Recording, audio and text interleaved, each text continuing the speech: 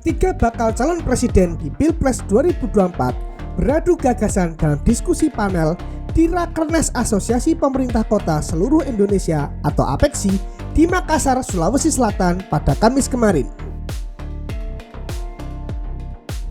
Tiga bakal capres tersebut diberikan waktu untuk berpidato, melempar berbagai rencana program masing-masing, khususnya dalam pembangunan kota bila nantinya terpilih sebagai presiden yang menggantikan Joko Widodo. Namun yang cukup menarik untuk disorot yakni gagasan pembangunan kota dari dua bakal capres yakni Ganjar Pranowo dan Anies Baswedan. Pertama, gagasan dari Ganjar Pranowo yang mengatakan soal memindahkan Ibu Kota Nusantara atau IKN dari Jakarta ke Nusantara di Kalimantan bukan sekedar memindahkan tempat, namun juga mindset orang Indonesia. Namun di satu sisi, Ganjar juga sempat bercerita soal dirinya yang hingga saat ini masih terus saja dibully oleh berbagai pihak mengenai kasus pembangunan bendungan bener di Wadas, Purworejo. Ganjar mengklaim bahwa banyak informasi yang belum diketahui publik mengenai pembangunan bendungan di Wadas. Ia bahkan mengaku sudah memberikan ganti rugi sebesar 11 miliar rupiah kepada ketua kelompok yang menolak pembangunan waduk Wadas tersebut. Meski begitu, Ganjar mengamini bahwa kasus Wadas menjadi stempel hitam bagi dirinya dan jajarannya. Sebuah kejadian menimpa Jawa Tengah. Kejadian menjadi viral di mana-mana karena saya menjadi tertuduh utama. Pembuatan bendungan bener di Purworejo yang kemudian menjadi terkenal dengan kasus Wadas. Dan itu menjadi stempel hitam. Satu aja saya bilang sama kawan-kawan saya, biasalah menghadapi persoalan. Jangan lari dari persoalan. Begitu persoalan itu muncul, sebuah ketakutan, kadesnya tinggi. Bupatinya saya telepon, bro, kenapa ini? Anu Pak Ganjar, itu ada persoalan. Iya, tapi siapa yang harus menghadapi langsung?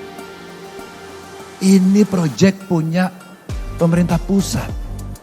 Dari PUPR, Balai Besar. Ini bendungan nanti tertinggi.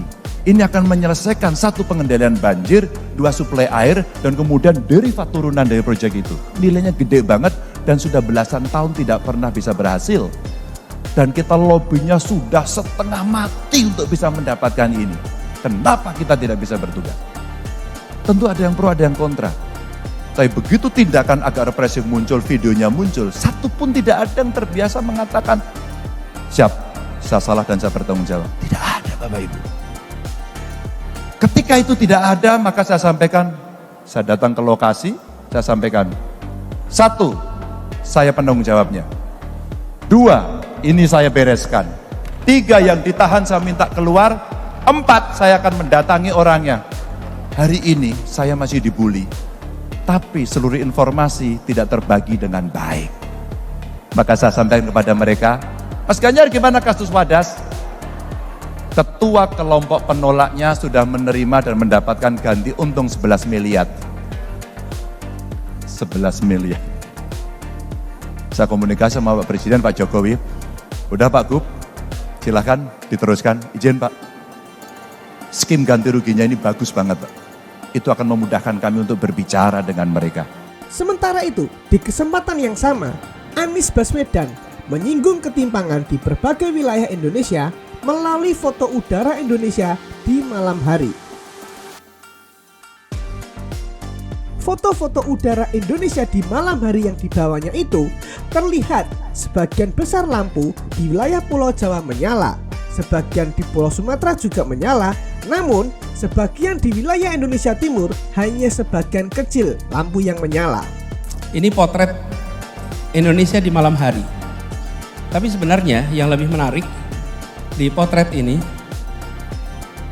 saya rasa layarnya ada banyak. Ini adalah potret kota-kota di Indonesia. Oke. Nah, ketika lihat kota-kota di Indonesia, Bapak sekalian, inilah wajah ketimpangan yang ada.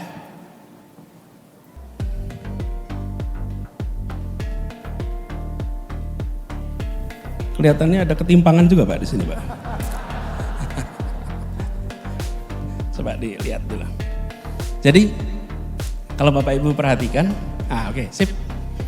Ternyata ketimpangan pengetahuan pengelolanya nih Pak. Kalau Bapak Ibu perhatikan di sini,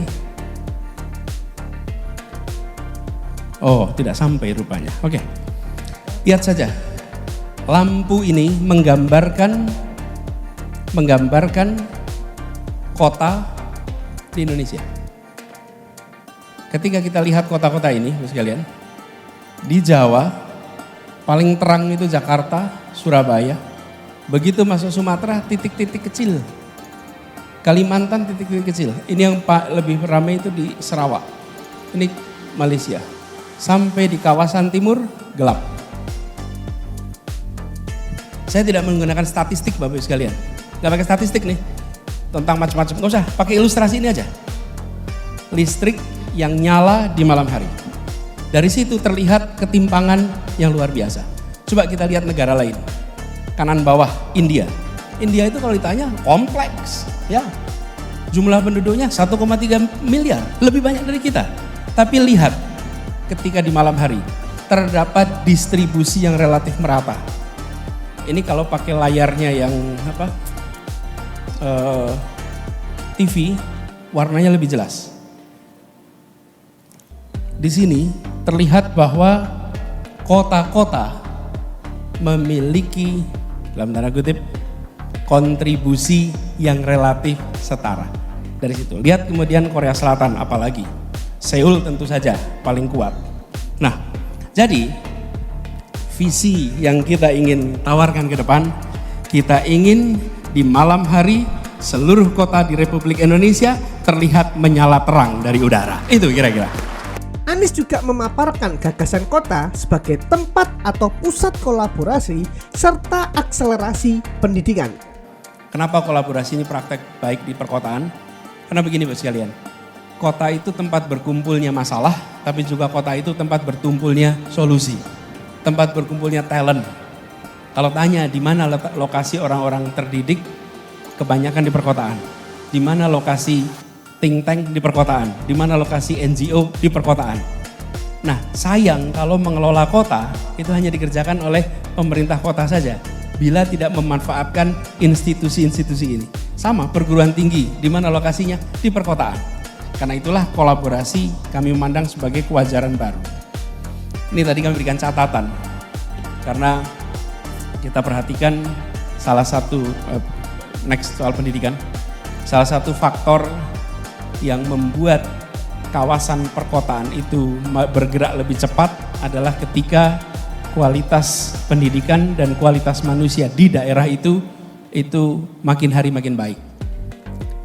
Ini salah satu indikator saja. Kita melihat pemerataan perguruan tinggi kurang. Pemerataan perguruan tinggi ini tersentralkan di Jawa, apalagi di Jawa bagian barat. Di Jawa Barat itu ada 388 perguruan tinggi, di Jakarta saja 276, di Jawa Tengah 250, di Jawa Timur 341. Ini menyedot talent dari seluruh Indonesia. Untuk dapat pendidikan tinggi tersedot, sekali mereka tersedot jauh dari kotanya, dari wilayah asalnya, potensi kembali itu lebih rendah. Di satu sisi, Anies juga menyinggung soal IKN yang menurutnya jika program pemindahan ibu kota itu baik, maka tetap akan dilanjutkan.